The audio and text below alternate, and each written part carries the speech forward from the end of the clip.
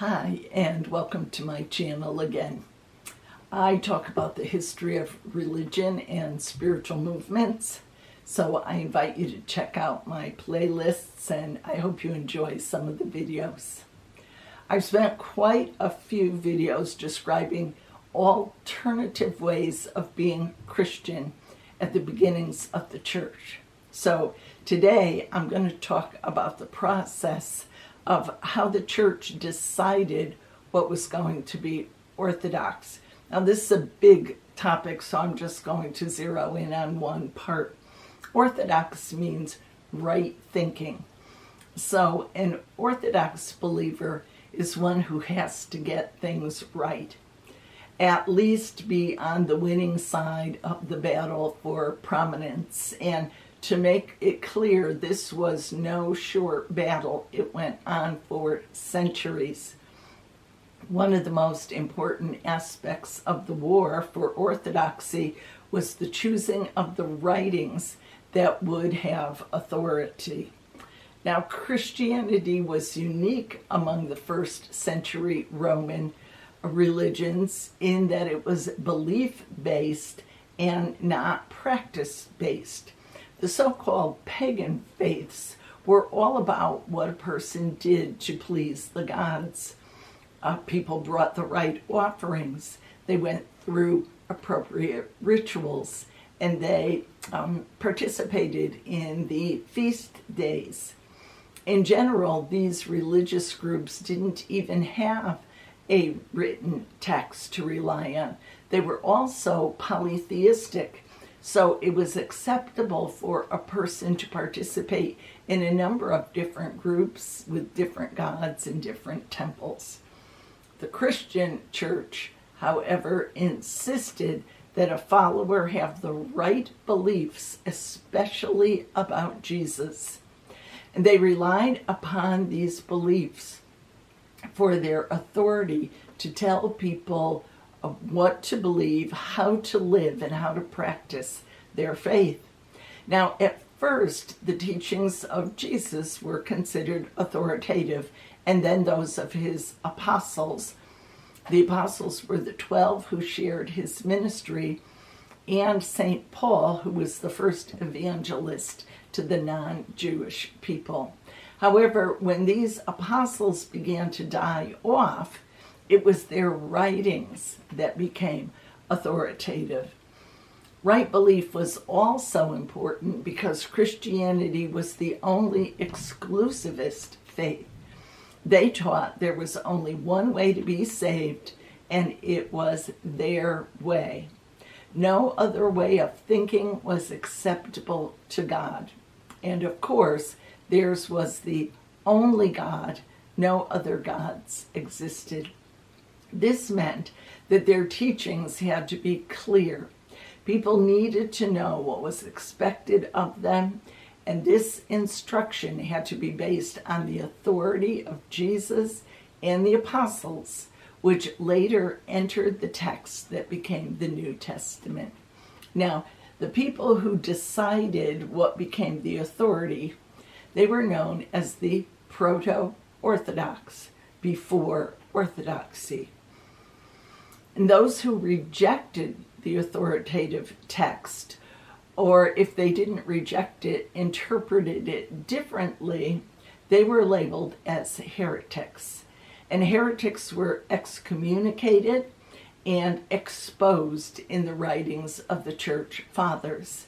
Now, eventually these heretical groups pretty much disappeared, and most of their writings with them.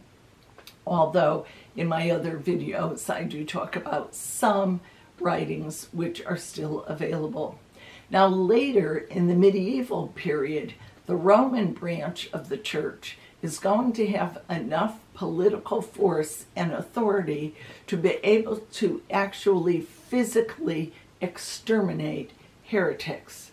But that's a long way off. At this time, in the beginnings of Christianity, the church is not official. It's not a recognized religion by the Roman Empire, and it was just in its fledgling stages. So what took so long to organize the New Testament? It should have been pretty clear what the disciples had written, except that the actual disciples were undereducated, Aramaic-speaking Jews from the Jerusalem area. If they spoke some Greek, they did not write in Greek. The texts named after them were actually written by second-generation Christians, educated, Greek-speaking and Greek-writing Christians in the latter part of the 1st century, and they lived outside of Palestine. What they wrote down was the oral tradition that had been handed down in the various groups of Christians. Paul was the only Greek-writing apostle. Now, 7 of the letters found in the New Testament were definitely written by him to the churches that he had founded. Other writings that claim to be by him are contested for various reasons, possibly written by one of his disciples, possibly written by him, but probably not. And 3 of them, Titus, Timothy 1, and Timothy 2, are definitely not his. So this brings me to a practice that I mentioned in other videos, pseudepigrapha, and that means forgery. People wrote in the name of famous writers. So people wrote in the names of the apostles and other important figures at the time. Not necessarily with evil intent, often with very good reasons for doing so. Nevertheless, the names of the various books of the New Testament tend to be legendary. Now, in most modern Bibles, except those published by Protestant fundamentalist groups, this is explained in either the commentary or the footnotes.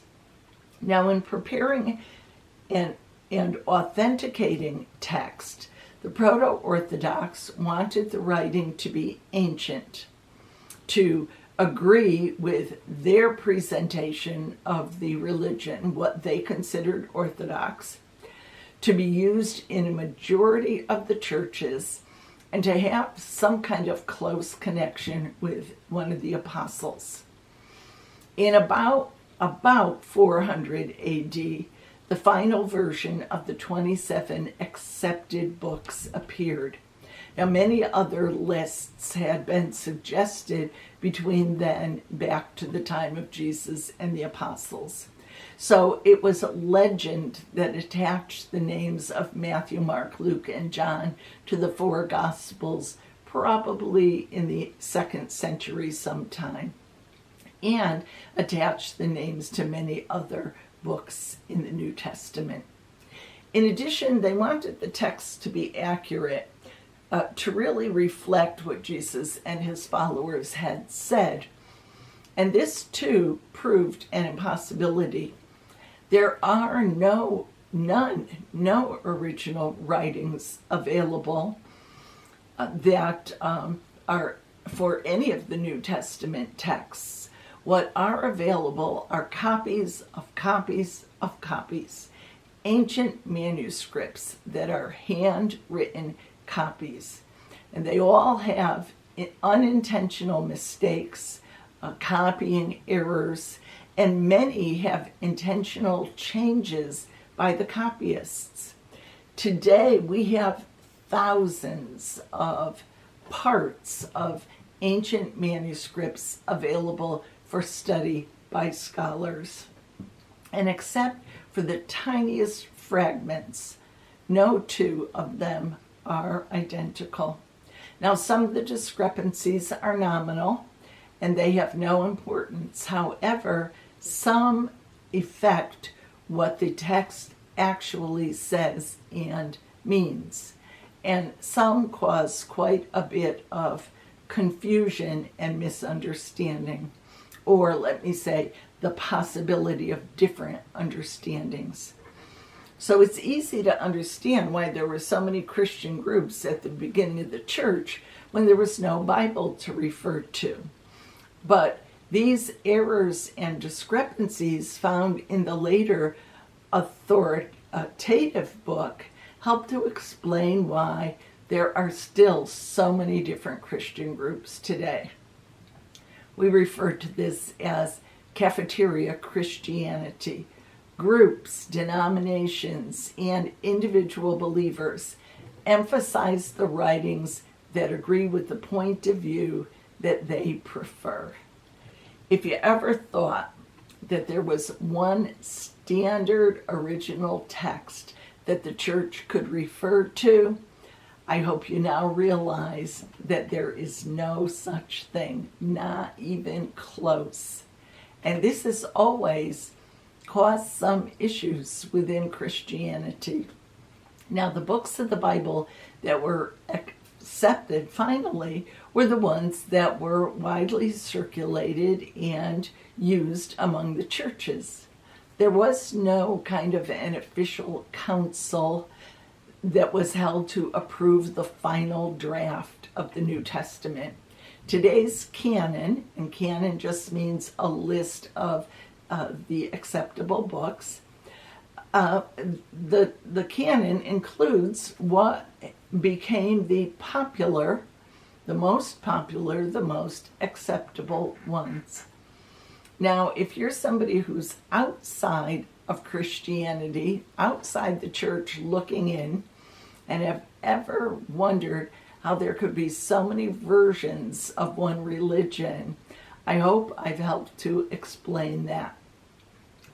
But because this religion, like others, encourages the spiritual growth of its members, doctrines and ideas and understandings shift with time. There are trends that come and go. For example, there are many Christians today who do not believe that God rejects people of other faiths. There are liberals and conservatives. There are those who are literalists and those who are not. And like all spiritual movements, it has its surprises and its unique tendencies. Well, I hope that you liked this video. If you found it of interest, please join me again in the future when I'll talk a bit more about how the Proto Orthodox established the major doctrines of the finally Orthodox Christian Church and what they were. And I invite you, as always, to like and subscribe and leave your comments and questions. And this week, please stay well and safe, and I'll see you again soon.